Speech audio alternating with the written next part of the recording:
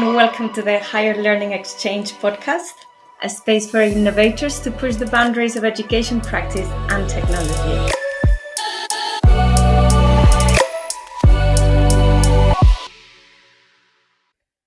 Olá a todos e sejam muito bem-vindos. Hoje sou a vossa anfitriã para mais um episódio gravado em português. O meu nome é Magda Fonte e é com grande entusiasmo que dou as boas-vindas à nossa convidada, Nicoleta. A Nicoleta atua na área de Instructional Design há 9 anos, tem experiência em contextos privados e públicos, nomeadamente universidades. Atualmente é Learning Experience Designer numa empresa multinacional. É também professora auxiliar convidada no Instituto de Educação, onde leciona unidades curriculares, Instituto de Educação da Universidade de Lisboa, onde leciona unidades curriculares como e-learning e formação à distância, habitats digitais e concepção de projetos educativos com tecnologias. Hoje vamos conversar sobre a formação académica de futuros Instructional Designers, que poderão vir a integrar equipas de e-learning nas instituições de ensino superior portuguesas ou empresas de consultoria de e-learning. Bem-vinda, Niki. Olá, Magda. Olá a todos que nos estão a ouvir e ver. Obrigada pela tua disponibilidade. Eu gostaria de começar por abordar o conceito de Instructional Design e que responsabilidades e funções deve ter um Instructional Designer. Isto porque algumas das pessoas que nos podem estar a ouvir ou a ver poderão não saber o que é este conceito, poderão já ter ouvido falar, mas não sabem ao certo o que é e, portanto, gostaria de começar por aqui. Pode ser? Certo, pode ser. Antes de começarmos a mergulhar neste tema, permite-me uma nota pessoal aqui. Queria agradecer este convite teu para este podcast e também, no mesmo tempo, dar-vos os parabéns por este projeto, por esta iniciativa de termos um podcast nesta área profissional, que acho que é muito importante, virada para o ensino superior. Acho que é algo que fazia falta, pelo menos eu sinto que vai trazer muitas coisas interessantes, muitas discussões interessantes, portanto vai enriquecer esta comunidade e não só, certamente outras pessoas poderão também começar a ter gosto por esta área. Este tema, este tópico que hoje vamos falar, para mim é um tópico não apenas importante, mas também tenho um gosto pessoal por este tema, também porque atuo, como disseste, atuo na área. E então, começando a falar um bocadinho sobre o que é Instructional Design e quem é a Instructional Designer, que competências é que tem. Antes de explicar o que é que quer dizer, gostava de esclarecer aqui uma pequena confusão que existe por causa da utilização de várias terminologias que podem indicar a mesma coisa ou não a mesma coisa. Porque o próprio termo de Instructional Design não é um termo muito bem definido. Várias pessoas entendem várias coisas e a amplitude do próprio significado tem a ver também com a evolução que a própria função e o próprio termo tem tido durante os últimos anos. Portanto, quando falamos de Instructional Design, em primeiro lugar, podemos utilizar alguns sinónimos, ou na nossa área, são utilizados vários sinónimos, tal como Learning Experience Designer, Learning Designer, já ouvi falar de Learning Engineer, já ouvi falar de Learning Architect, portanto, essas alterações têm a ver também com a abordagem que nós estamos a seguir. Para quê? Ou seja, a abordagem que estamos a seguir para planificar alguma coisa. Ou seja, o Instructional Design é composto de duas palavras, não é? O Instructional e o Design. E o Design aqui refere-se ao processo de planificar. Planificar, historicamente, instruções. Ou seja, muitas pessoas acham ou têm a tendência de pensar que esta função ou este job, muitas pessoas acham que este trabalho surgiu com a internet Contudo, este trabalho surgiu com o ensino à distância. O ensino à distância não era sempre ligado à internet. Esse também é um mito, se calhar, que as pessoas que não estão da área poderão pensar, porque o ensino à distância começou a existir há muitos anos e o próprio Instructional Design, e muitos anos antes do surgimento da internet, porque como é que nasceu, na verdade? Nasceu durante a Segunda Guerra Mundial, quando especialistas na área de educação e formação e psicólogos foram desafiados a criar formação para grandes números de pessoas. Portanto, daí é que vem a instrução, instruir pessoas.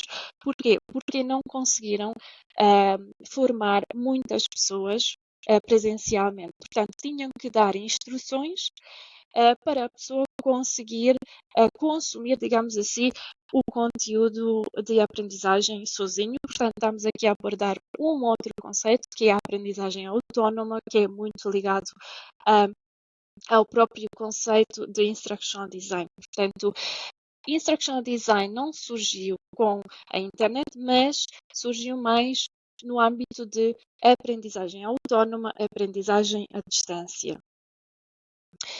E era sempre ligado, de alguma forma, à evolução tecnológica. Ou seja, mesmo na Segunda Guerra Mundial, algumas tecnologias que já existiam naquela altura permitiam ou facilitaram a aprendizagem à distância, a aprendizagem autónoma. E com as várias revoluções industriais, nós tivemos acesso a novas tecnologias, a evolução tecnológica e, portanto, facilitaram muito também o trabalho de Instructional Design, e hoje em dia temos a internet, temos tecnologias muito avançadas que nos permitem criar então aprendizagens, experiências, produtos de aprendizagem, dependendo da abordagem que nós seguimos como Instructional Design. Podemos utilizar várias terminologias, já vou falar um bocadinho sobre isso. Mais eficazes, esse é o ponto importante. Portanto, no fundo, Instructional Design quer dizer a planificação de produtos, experiências, soluções mais eficazes, mais adequados ao determinado público. Pode ser, certamente, num formato mais híbrido ou totalmente à distância, sempre ligado, sempre uma parte de distância. Agora, esta evolução das terminologias, como por exemplo Learning Experience Design ou Learning Engineer, estão a ver com a abordagem que nós estamos a seguir. O Instructional Design é, digamos assim, é o primeiro termo que foi usado para este tipo de criação de cursos, soluções de aprendizagem. Agora, por exemplo, o Learning Experience Design surgiu depois de quando surgiu o User Experience Design, que é baseado muito na ideia de Design Thinking, ou seja, o pensamento de design, e, portanto, segue-se etapas ligeiramente diferentes, mas o outcome, digamos assim, é sempre o mesmo. Portanto, o processo que está atrás ou por baixo do processo de planificação pode ter diferentes, pode tomar diferentes vias, mas é sempre o mesmo, o produto, ou seja, a criação de uma solução educativa mais eficaz. Ok, muito obrigada por esta tão completa explicação. Nós temos instructional designers a trabalhar em contexto empresarial e em contexto universitário, em contexto de instituições de ensino superior. E é mais nesta vertente do ensino superior que este podcast é portanto, dirigido. E eu queria agora perguntar-te como é que descreverias o perfil de um instructional designer que vai atuar especificamente no ensino superior português, porque tu, enquanto professora de várias unidades curriculares de programas que estão a formar futuros instructional designers, conseguirás descrever, portanto, também o perfil de um futuro profissional nesta área, especificamente no campo do ensino superior português? Certo. É uma pergunta muito interessante e antes de responder eu tenho que fazer aqui uma nota novamente, porque em Portugal, pelo que eu saiba, e depois peço aos outros participantes os membros desta comunidade para me corrigirem se não for assim, mas em Portugal neste momento não há propriamente curso para formarmos instructional designers. Existem cursos mais pequenos, de curta duração, mas não existe propriamente um mestrado, portanto não há uma certificação no nível do ensino superior. Aquilo que acontece, por exemplo, nos mestrados onde eu leciono, é que existem unidades curriculares, que são aqueles que leciono também, são virados mais para este tópico, mas são, de forma geral, mestrados na área de ensino e formação, enriquecido com tecnologia. Portanto, o percurso profissional dos alunos que saem destes cursos poderá ser ou não o instructional design. Este é um ponto muito importante. Agora, respondendo à tua pergunta, quais são as competências, o que é que um aluno tem de ter ou devia ter, por exemplo, se seguir esse caminho de instructional design? Tem de ter, e especificamente para o contexto de ensino superior, terá que ter ao meu ver, esta é a minha opinião pessoal e em base das experiências que eu tive, terá que ter todas as competências de instructional design de base, que são fora do âmbito tecnológico, ou seja, conhecer algumas ferramentas de autoria, por exemplo, de cursos online, conhecer algumas plataformas de e-learning, essas são todas competências mais tecnológicas e técnicas. Além disso, há competências muito importantes, como, por exemplo, o sentido crítico, o pensamento crítico e analítico, que nas minhas aulas eu tento sempre de alguma forma implementar, porque na primeira etapa de planificação é muito importante questionarmos: será que este mesmo o problema que estamos a tentar responder? Será que esta é a resposta mesmo mais adequada que estamos a tentar dar a este problema? Portanto, são competências que muitas vezes são um bocadinho esquecidas, mas são fundamentais para funcionar para trabalhar como instructional designer. Outras competências, como por exemplo a arquitetura de informação, competências de pesquisa e no contexto de ensino superior, essa competência de pesquisa é ainda mais importante. Não só pesquisar novas soluções, mas também pesquisa de informação para assegurar que a informação que estamos a dar é fidedigna. E uma competência muito importante é a comunicação. E acho que para um profissional de instructional designer que quer trabalhar no ensino superior, esta competência é uma das competências mais importantes. E porquê?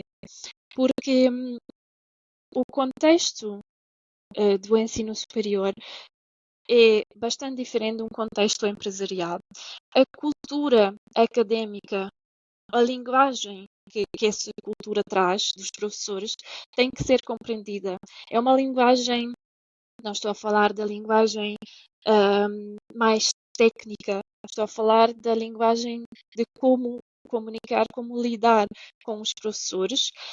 E aqui é muito importante que nós sabemos que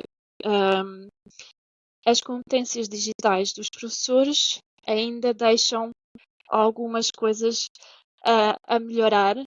Portanto, temos que ter uma linguagem em comum que elas compreendem sem terem um conhecimento profundo, por exemplo, de competências digitais. Portanto, é muito, muito importante que essa pessoa conheça esse mundo académico, como é que funciona e como é que funcionam os professores, qual é que é o ritmo de trabalho, que é muito diferente do ritmo de trabalho de uma empresa, por exemplo. E além disso, sendo que há sempre, ou algumas vezes, ou muitas vezes, há lacunas nas competências digitais com quem nós trabalhamos, de algum modo, o Instructional Designer também tem a responsabilidade de educar os professores, ou seja, transmitir o conhecimento das competências digitais, porque no fundo aquilo que, como eu vejo pelo menos um Instructional Designer numa universidade, é uma pessoa responsável pela transformação digital da universidade. Portanto, tem esse papel e essa responsabilidade de educar de alguma forma com quem está a trabalhar, que maioritariamente são os professores. Ótimo, eu estava aqui a tirar algumas notas, e isto é uma conversa, portanto eu também vou discutir aqui alguns temas contigo. Eu acho que acrescentaria aqui ainda duas competências, talvez. Uma delas está, porque tu falaste da lacuna nas competências digitais dos professores do ensino superior, e é verdade. Nós que trabalhamos com alguns professores, com professores no ensino superior, sentimos que há professores melhor preparados para o mundo digital do que outros. O que eu sinto também é a parte pedagógica. Eu creio que um instructional designer, eu creio não, um instructional designer tem que ter competências pedagógicas e isto é um fator distintivo, não é? Portanto, é um fator diferenciador.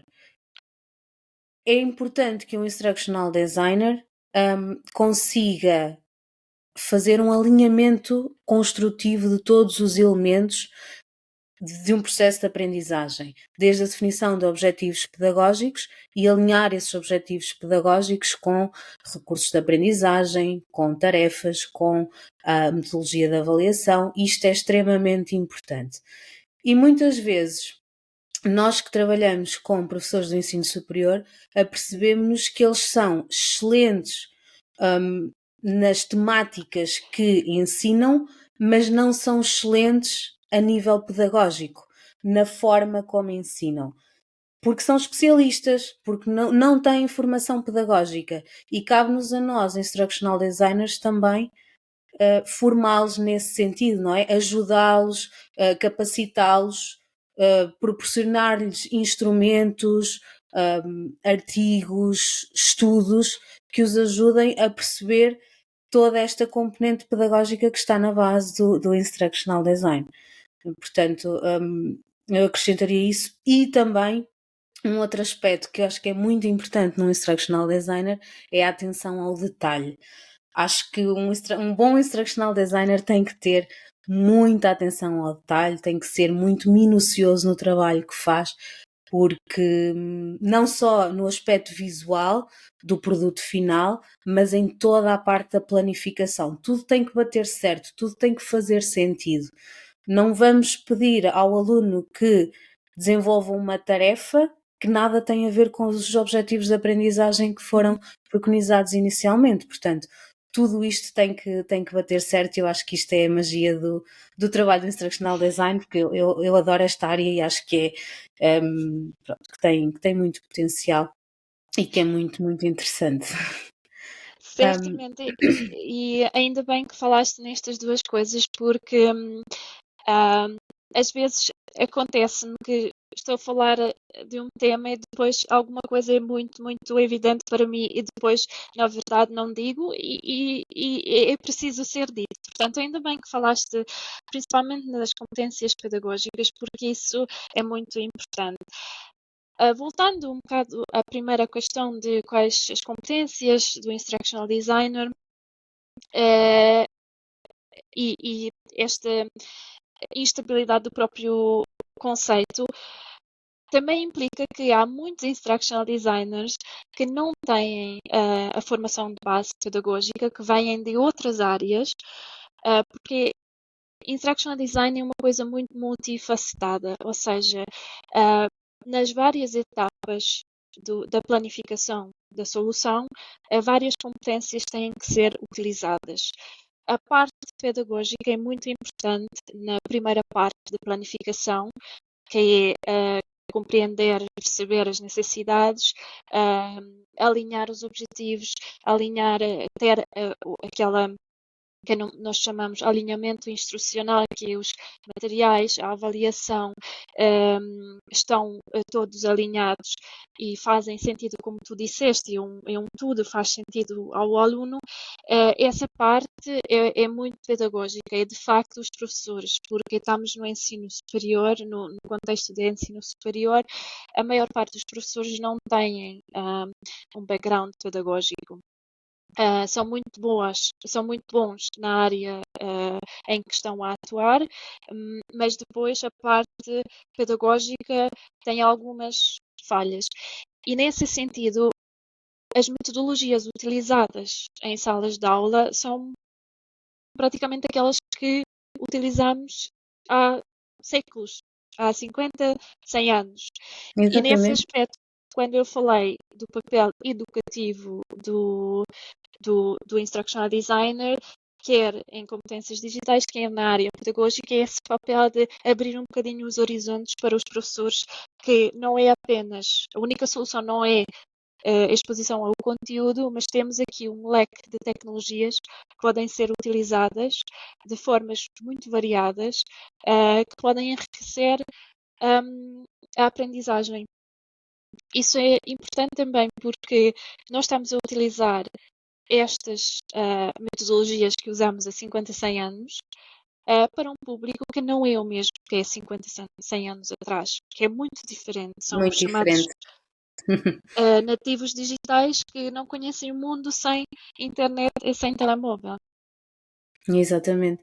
E, e a este propósito, tu disseste muito bem que as pessoas, os instructional designers, podem ter backgrounds muito diferentes. Nós vemos instructional designers que vêm da área de multimédia, outros que vêm da área de educação, outros que são professores de línguas e que depois se transformaram em instructional designers. Eu acho que a formação de ciências da educação é uma formação muito boa para um instructional design. Não quer dizer que as outras pessoas não o consigam ser e que não sejam bons profissionais, não é isso. Eu falo pela minha experiência, a minha formação base é toda ligada às ciências da educação e eu sinto que fui bem preparada para ser instructional design. Embora se calhar me tenha faltado um bocadinho a componente mais de multimédia, das ferramentas de autoria, etc. Mas a parte pedagógica, excelente. Está lá toda e depois tive que aprender o resto. Muitas vezes acontece o inverso, não é? As pessoas são formadas na parte tecnológica e depois têm que investir em formação adicional na parte pedagógica. Uhum. Eu queria também partilhar aqui que há pouco tempo, foi há 2 anos que eu fiz uma formação nos Estados Unidos online, portanto qualquer pessoa pode fazer, mas é uma formação paga, mas que eu acho que vale muito a pena. Tanto para complementar quem vem já das ciências da educação e que tem uma base pedagógica, como para aquelas pessoas que têm uma base mais tecnológica, que são formações oferecidas pela Quality Matters. A Quality Matters é um modelo de qualidade de e-learning americano, que trabalha com várias áreas, mas uma delas é o ensino superior. Para quem trabalha como Instructional Design, especificamente no ensino superior, eu recomendo muito fazerem esta formação, porque é um investimento que vale a pena. Que vale mesmo a pena, porque trabalha muito esta vertente do alinhamento construtivo, que é muito importante quando falamos de instructional design, a parte da acessibilidade digital, não é? De estarmos a criar produtos que são acessíveis a qualquer pessoa, incluindo pessoas com dificuldades, com incapacidades, e portanto recomendo vivamente, fica aqui a dica para quem nos está a ouvir e quer aprofundar conhecimento nesta área. Quality Matters é efetivamente uma excelente formação. Magda, adicionar aqui mais uma nota que me lembrei, Sim, porque claro. a pergunta que me fizeste foi então como é que devia ser a formação para para os futuros instructional designers e de facto não tendo um curso de mestrado nesta área em Portugal e só fora é que temos acesso, no mundo ideal um curso no ensino superior teria vários componentes, dos quais seriam as partes pedagógicas, porque para ter esta base teórica e depois uma parte de criação de multimídia. Portanto, seria uma conjunção destas duas áreas.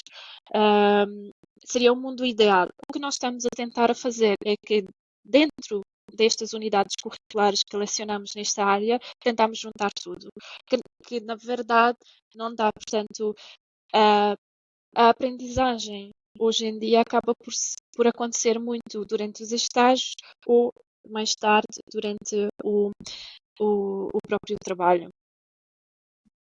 Exatamente, a fazer, não é? A pôr as mãos na massa, é aí que se aprende Sim. também.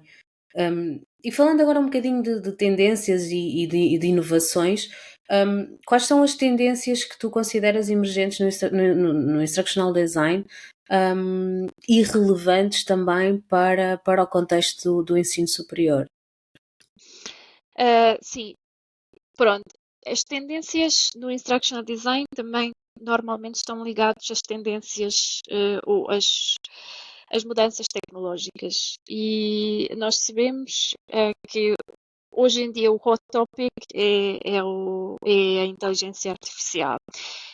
E eu vejo, existem várias ferramentas, não quero apenas falar da ChatGPT, que todos nós conhecemos e usamos, e certamente ouvi de colegas e de alunos, porque é um tema que nós também em sala de aula discutimos. Existem ainda várias perguntas acerca da ChatGPT.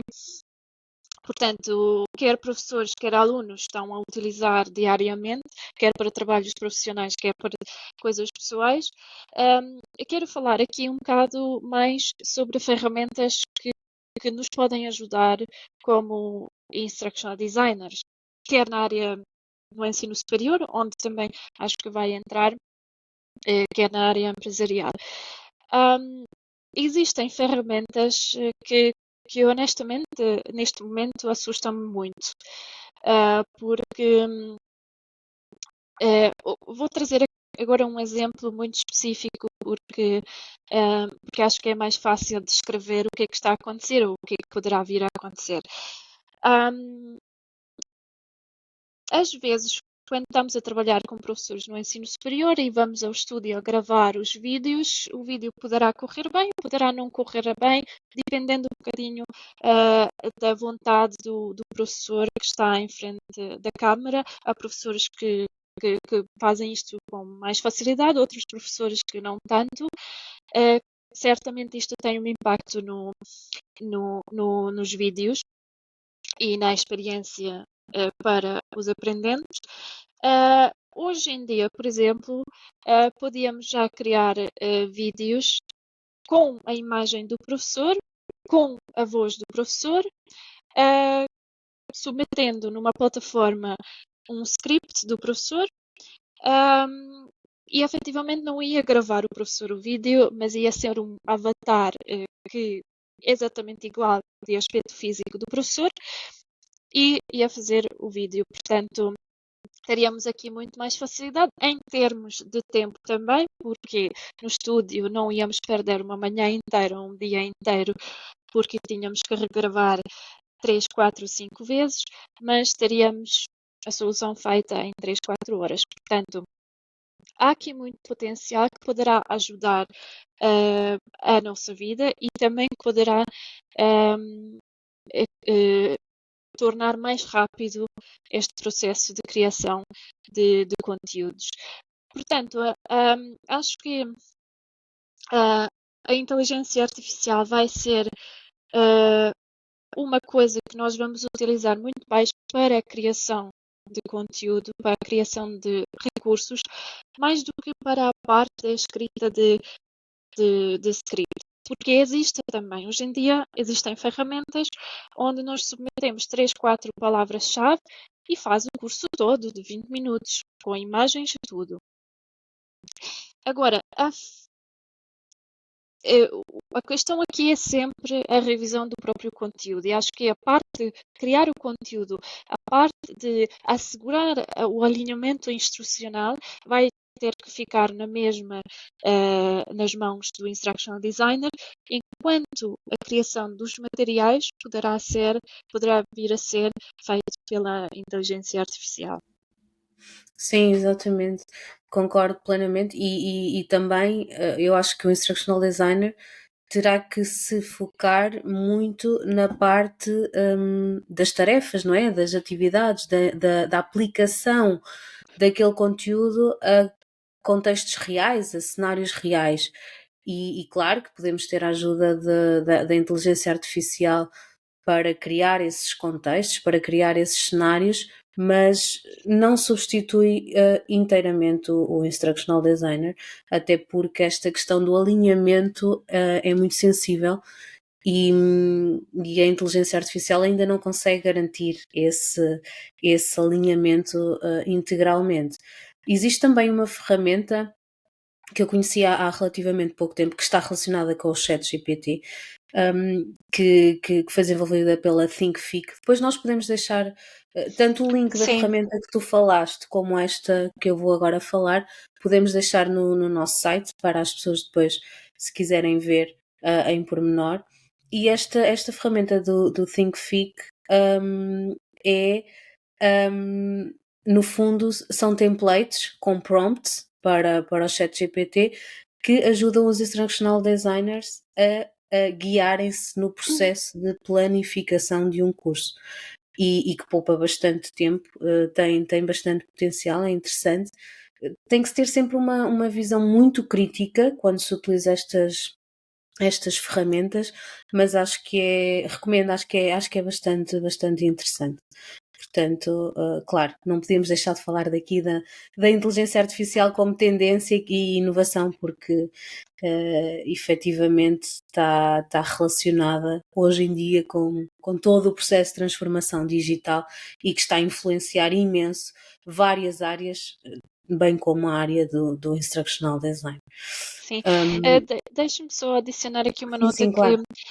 que quando estavas a falar do alinhamento instrucional e que a inteligência artificial ainda não consegue fazer isso, eu não consigo fazer também porque é preciso conhecer a audiência para quem estamos a disponibilizar aquela solução, aquele curso. Uma vez que comecemos a utilizar a inteligência artificial para recolher dados sobre a audiência, os chamados Big Data, e conseguimos mapear uma persona que, que praticamente descreve o nosso público-alvo, para a inteligência artificial também será mais fácil criar esse alinhamento instrucional. Portanto, há ainda muito para percorrer, mas acho que mais cedo ou mais tarde estas coisas vão acontecer. Sim, sem dúvida. Bem, nós já estamos aqui um bocadinho a chegar ao nosso tempo limite, portanto eu vou-te perguntar como última. Mais uma vez, eu continuava aqui esta conversa por mais tempo, mas não quero também amassar a nossa audiência. E portanto parto já para a última pergunta que tem a ver com conselhos e recomendações que darias a alguém que está a considerar ingressar na carreira de Instructional Design? O único conselho que eu dava, depois vou dar conselhos mais específicos, talvez, é que o façam, que sigam este caminho, porque é uma área muito interessante, é uma área em constante evolução, ou seja, aquilo que eu sinto é que as coisas que eu hoje sei, amanhã já são quase fora da moda, já não se aplicam e estão a surgir novas coisas. Isso é mais na parte tecnológica, a pedagogia, a base pedagógica é sempre a parte mais criativa. Como é que nós conseguimos integrar estas novas tecnologias de forma para melhorar a parte pedagógica? Mas é uma área muito interessante e muito desafiadora e muito criativa também. Mais coisas mais específicas quem está a ingressar esta área tenha uma abertura, uma postura aberta para receber novas informações, para procurar novas informações, para pensar, isto eu sei que é um clichê, mas para pensar out of the box, que às vezes é muito difícil, fora da caixa, e tentar ser corajosa nas soluções que propõe. Poderá não ser a solução mais adequada para aquele problema que está a trabalhar naquele momento, mas poderá ser útil para o futuro. Sem dúvida, concordo plenamente contigo, e isto leva-nos novamente à questão das competências do Instructional Designer, e eu acho que acrescentando aqui a criatividade, porque é essencial. Nós, enquanto Instructional Designers, temos mesmo que ser pessoas profissionais muito, muito criativos. Muito obrigada pela tua participação, por esta conversa tão agradável sobre um tema que me é muito querido, que eu gosto muito desta profissão, e recomendo vivamente a quem queira avançar por esta área. Há muito a fazer em Portugal, não só, noutros países também, mas focando-nos aqui no nosso país, neste pedacinho. Acho que precisamos de muitos instructional designers no ensino superior, muitos e bons. Temos Exato. muitas instituições de ensino superior. Somos um país pequeno, mas com imensas instituições de ensino superior. É verdade. Eu acho que é essencial que as instituições de ensino superior apostem nesta profissão. Portanto, que contratem instructional designers. São essenciais para apoiarem todo este processo de transformação digital. E talvez Sim. também para apoiarem a formação destas pessoas de forma Exatamente. mais estruturada. Exatamente. Sim. Muito obrigada mais uma vez e até breve. Obrigada, Magda, obrigada a todos e até breve.